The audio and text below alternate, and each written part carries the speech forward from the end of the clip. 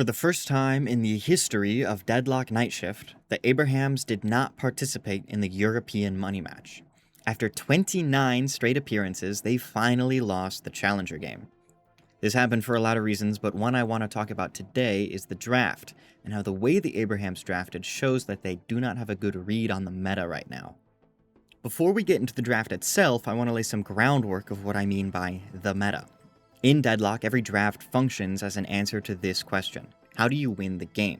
That question is very complicated to answer, but I bring it up to point out that this was not a clown show from the Abrahams. They brought an answer to that question. It just happened to not be the right answer for the current meta. What is the current meta? Well, to answer that, the first thing you need to understand is that the characters in this game fulfill different jobs on the team. They help to win in different ways. And there are roughly 6 jobs, or roles, that a character will want to play for. People might disagree with this number, but with the way teams are currently drafting, I think 6 is right. So what are the 6 roles? I would say gun carry, or M1 carry, spirit carry, pick character, frontliner, support, and lastly the burst damage dealer, or nuker, or assassin, whatever you want to call them.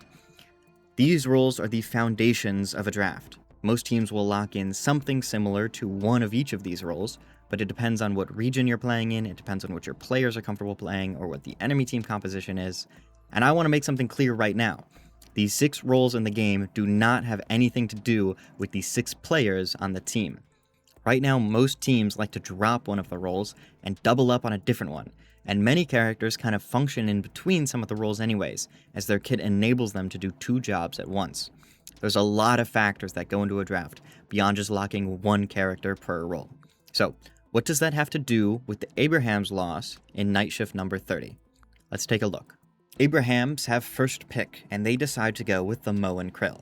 This makes sense. They're a top 3 frontliner in the game and a very solid pick character too. Fitting into 2 roles makes them a very versatile option. The Mo can be given to multiple lanes and they can change their playstyle to the situation as needed. Loki W, Abrahams' opponent, responded with Mina, a scaling spirit damage carry, and Venator, a scaling gun damage carry. This is great too, not much to say. The second pick typically does not get to decide the direction the draft goes in, so they're just locking in the highest priority characters. Here's where things get strange though. The Abrahams decide to lock in Billy and Shiv.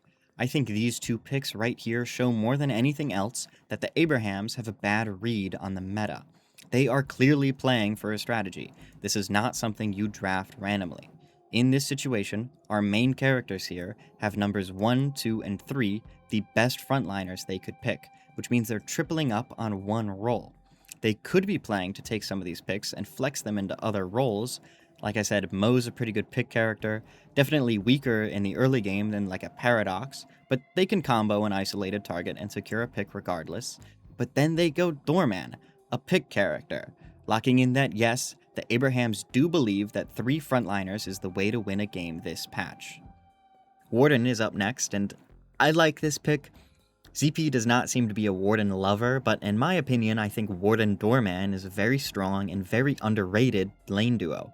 Even if, as he said, I don't love where Warden is currently. The next pick is a great move though. Loki W locks in Apollo, the character who, after getting tier 2 lunge, gets 8 seconds of 60% bullet resistance every 16 seconds. That's a big deal when the bulk of your eggs are in the Warden basket. The Abrams pick as well is fine. The character's pretty weak right now, but when the 4 best frontliners in the game are all unavailable, I like Abrams much more than a Yamato or Calico here. There is of course an argument for dropping the frontline altogether and grabbing a support, but Loki W just doesn't play support characters really, so Abrams works. The Abrahams, with the last pick, select Lash. I see the vision. They want more burst damage to play with their kill threat, and Lash Doorman is a very solid combo. The problem in my mind is they're giving up so much scaling and really relying on this Warden to carry them late game. Do I think another carry would win them the game? Kinda, yeah, but when Celeste, Geist, and Mina are unavailable and Lash really synergizes with so much of your team, I don't hate it. But now the draft is over, and if we look at the roles, we see that the Abrahams have sacrificed a hard spirit carry character and a support. Meanwhile, Loki W sacrificed just the support for another spirit burst character, which is standard for them. And this approach seems to be a more successful meta read than what the Abrahams brought. You can see what I mean when we take a look at what happens in the game. Billy, who's probably the best or second best frontliner, depending on how you value silver, gets no value after the lane phase ends. And he won lane super hard too, but he can't convert that to a victory when you have two other teammates fighting to do what you want to do in the mid game. I don't think this is Together's fault, by the way. They played a pretty good Billy, and were not making the bulk of the mistakes on the team. The problem here isn't the player, it's the character. Billy himself just doesn't have much to do here. Dropping a hard spirit carry pick as well really put a lot of the scaling all on Sanya and his Warden, which is already a pick I'm a little mixed on, but I won't get into it here. The Abrahams had a large lead going into the mid-game, and it was looking pretty dire for low-key W, but even with an 0-7 Abrams, having this basically unkillable Apollo really helped them get into late game, where the Abrahams roster completely fell off. Now, look, I don't want this video to just be a hindsight is 2020 view of the Abrahams' loss. There were many things that they messed up in the game itself, and this draft really could have been a winner if they cleaned up a couple of those mistakes here and there.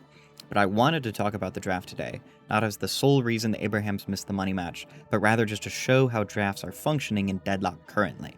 I say currently because I'm sure the way those teams are drafting will change as the quality of professional play continues to increase and teams move away from player comfort as the players themselves start to really specialize.